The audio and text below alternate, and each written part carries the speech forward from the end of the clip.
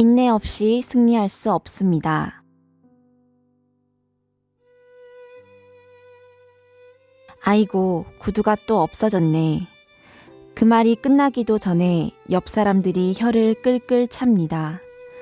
가난은 사람들에게 간혹 나쁜 마음을 먹게 합니다. 일요일 예배가 끝나면 신발장에 넣어둔 식구들의 구두가 한두 켤레씩 없어지는 일이 간혹 일어났습니다. 아직 믿음이 깊지 못한 우리 식구일 수도 있고 통일교인이 아닌 다른 사람일 수도 있었습니다. 교회에 왔다가 슬며시 좋은 구두를 신고 가는 것이었습니다. 나는 돈이 조금이라도 생기면 차곡차곡 모았다가 그 식구에게 구두를 사주었습니다. 구두를 신고 간 사람이 열심히 일해서 다시는 남의 물건을 훔치지 않게 해달라고 기도를 올렸습니다. 행사가 열리면 200~300명씩 모였는데 그들에게 식사를 대접할 쌀이 늘 부족했습니다. 그래서 큰 가마솥에 보리를 넣고 끓였습니다. 교회 안에서는 행사가 진행되는데 장작으로 부를 때 보리죽을 만들었습니다. 옹기종기 모여 앉아 사발에 죽을 퍼서 나눠 먹으며 식구들은 오히려 감사했습니다. 이 모든 것이 하나님이 주신 선물입니다. 명절이 다가오면 설렘이나 기쁨보다는 안타까움이 먼저 찾아왔습니다. 보름 전부터 이리저리 뛰어다니며 준비를 해야 사과 1개, 사탕 1알씩이라도 겨우 나눠줄 수 있었습니다. 나는 임신했을 때 귤이 유독 먹고 싶었으나 그럴 형편이 되지 못했습니다. 그때만 해도 귤이 무척 귀했습니다. 그것을 눈치챈 식구 한 사람이 귤을 사와 그 자리에서 67개를 순식간에 먹었습니다. 얼마나 고맙고 눈물이 났는지 모릅니다. 태어나서 성혼을 할 때까지 내가 걸어온 길은 하루도 평탄하지 않았습니다. 성혼 후에도 갖가지 풍파가 끊이지 않았습니다. 그러나 하나님을 향한 믿음과 순종, 그리고 사랑의 길을 한 번도 벗어나지 않았습니다. 내가 걸어온 길은 생각만 해도 견디기 어려운 가시밭길이었지만 그 무엇도 나를 굴복시키지 못했습니다. 사탄은 일찍이 예수님과 문총제를 시험했듯이 나 역시 혹독하게 시험했습니다. 그 가혹하고 지독한 시련을 나는 인내와 헌신으로 이겨냈습니다. 한편으로 그때는 나에게 찾아오신 하나님의 은혜를 가장 깊이 느낀 때이기도 했습니다. 내가 고통 가운데 있을 때 하나님은 친히 나타나셔서 구름 기둥과 불 기둥으로 인도해 주셨습니다.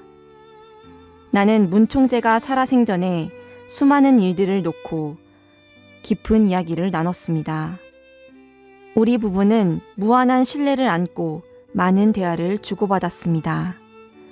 많은 일을 겪으면서 눈빛만으로도 서로를 이해할 수 있었습니다. 문총재가 겪은 노정과 내가 걸어온 길이 신비할 정도로 너무나 닮았기 때문이었습니다.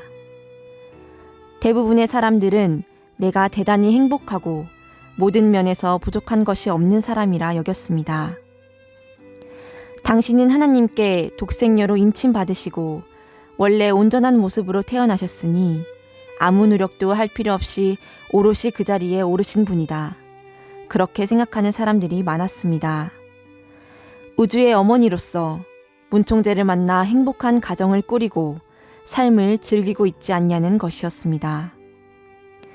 그러나 그것은 내 생활의 단면만을 바라본 것입니다. 나는 세상 어느 누구보다 힘들고 고된 험산줄령을 넘었습니다.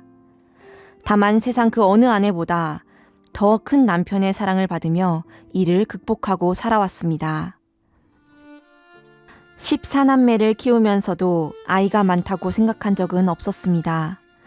아기를 넷 낳을 때까지 청파동의 어두컴컴하고 옹색한 방에서 출산했습니다. 5째부터 가까스로 병원에 가게 되었습니다. 세상에서 흔히 말하는 것처럼 어느 누구 하나 배 아프지 않고 낳은 자식은 없습니다. 그런데 그 아이들은 어려서부터 어처구니 없는 일들을 겪어야 했습니다. 대여섯 살이 되어 골목에 나가 뛰어놀기 시작할 때부터 세상 사람들의 눈총과 따돌림을 받았습니다. 내 아버지가 문선명이지, 내 아버지가 뭐하는 사람인지 넌 아니? 통일교회 때문에 세상이 소란스러워. 나라 안에서는 문선명의 아들딸이라 하여 비난받고 나라 밖에서는 동양 사람이라고 차별 대우를 받았습니다. 단지 문선명 한학자의 아들딸이라는 이유 하나로 고통을 겪어야 하는 아이들을 품에 안고 나는 한탄하거나 슬퍼하지 않았습니다. 오히려 감사의 기도를 올렸습니다. 우리 부부는 아이들을 사랑과 헌신으로 돌보았음에도 해야 할 교회 일과 뜻길이 너무 바빠 함께하지 못하는 날이 더 많았습니다. 문 총재가 세계 순회를 떠난 어느 날, 3살이 안 된 효진이가 방바닥에 앉아 그림을 그리기 시작했습니다. 평상시에는 차나 자전거를 그리기를 좋아했습니다. 그날따라 흰 종이에 어설프게 남아 얼굴 하나를 그렸습니다. 나는 그 사람이 아버지라는 것을 알면서도 짐짓 물었습니다. 효진아, 이 사람이 누구니? 효진이는 대답하지 않고 다른 종이에 또 한 사람을 그렸습니다. 처음과 다른 얼굴이었지만 이번에도 영락없는 아버지였습니다. 평소 활달한 효진이는 그날 얌전히 앉아 그림만 그렸습니다. 하루 종일 아버지 얼굴만 그리면서도 실증을 내지 않았습니다. 다음 날도 그 다음 날도 그림 그리기는 멈추지 않았습니다. 아버지가 돌아왔을 때야 길고 긴 그림 그리기를 멈췄습니다. 세상을 다 얻은 듯 아버지를 향해 환한 웃음을 지으며 품에 안기던 그 애틋한 뒷모습을 지금도 선명히 기억합니다. 만일 내가 기쁜 일만을 누려왔다면 다른 사람의 깊은 내면의 모습을 볼 수 없었을 것입니다. 또한 천국의 즐거움도 알지 못했을 것입니다. 나는 지옥의 제일 밑바닥까지 통과하고 온갖 쓴맛을 다 보았습니다. 하나님은 오직 나 스스로를 단련케 했습니다. 나에게 필요한 것은 지치지 않는 신앙과 굳센 의지 그리고 인내였습니다. 그것이 오늘의 나를 만들어냈습니다. 누구라도 천국 가는 길에서 달콤함이나 즐거움만 얻을 수는 없습니다. 신앙적인 고통이야말로 하나님의 은혜를 느낄 수 있는 가장 귀한 축복입니다. 그 시험을 이겨내야 참다운 인간으로 새롭게 태어납니다. 인내의 쓰디쓴 열매가 알알이 맺혀 어느 날인가 빛나는 자랑이 됩니다.